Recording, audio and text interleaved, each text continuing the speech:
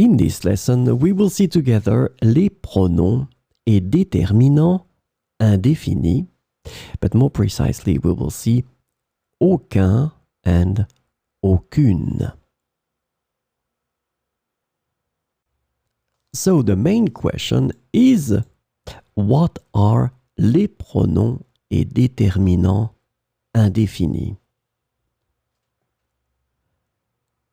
We use the indefinite pronouns and determiners when we don't want to be too precise. And this is the key thing. These déterminants, pronoms indéfinis, are used when we don't want to be too precise. And we would rather give a more general word to speak about a person, a place, or a thing. So it will be possible to use them for a person, a place, or a thing. So this lesson is about aucun, aucune. They both mean none. It is always used with ne. So this is the first thing that you will have to remember.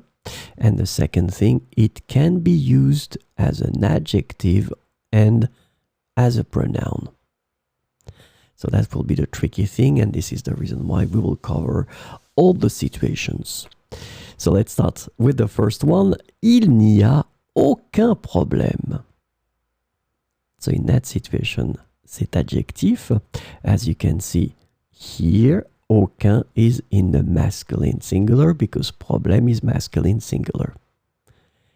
Il n'y a aucun problème. So second situation as an adjective, elle n'en a aucune idée.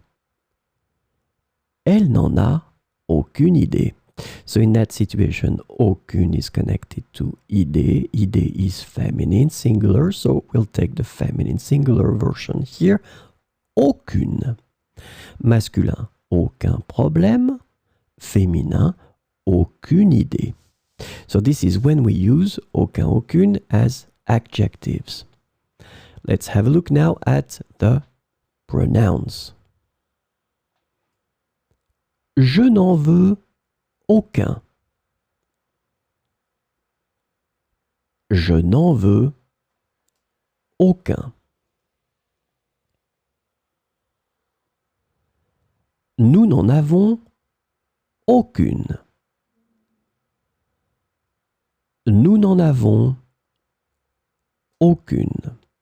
So you can see here that we use them as pronouns, but obviously because we're using them as pronouns, it means that previously you have been defining the words that they replace. So it cannot come like that because it would be extremely strange. We would not know what you're talking about. So it must replace something that was mentioned previously. So it means that, of course, if the thing mentioned is masculine, then you will go for aucun. If the thing mentioned previously is feminine, you will go for aucune. So remember, you can use them as adjectives and pronouns.